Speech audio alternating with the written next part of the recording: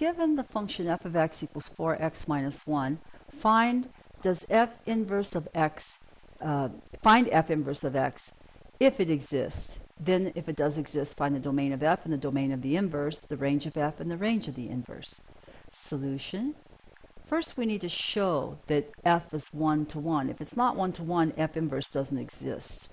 But that's easy to do because this is just a first degree equation. It's the equation of a line. So let's go ahead and view it in y equals mx plus b form. That's the slope-intercept form, and identify the slope m is equal to 4 over 1, rise over run, and the y-intercept is 0b equals 0, negative 1.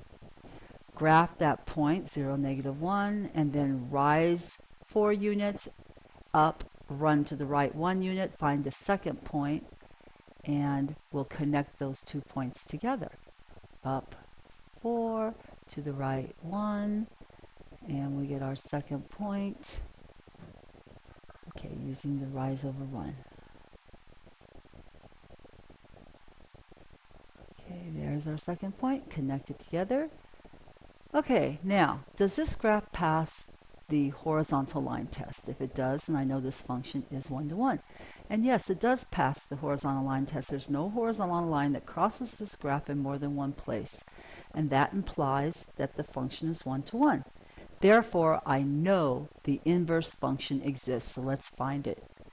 Step 1, replace f of x with y. So we got y equals 4x minus 1. Step 2, solve this equation for x. Okay, move the 1 over by adding, and then turn it backwards, and then divide both sides by the coefficient 4.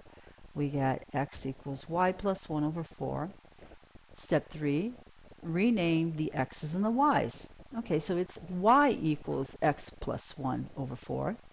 And now replace y with f inverse because we know the inverse does exist, so the inverse relation is an inverse function. F inverse of x is equal to x plus 1 over 4. And that is our equation for our inverse function.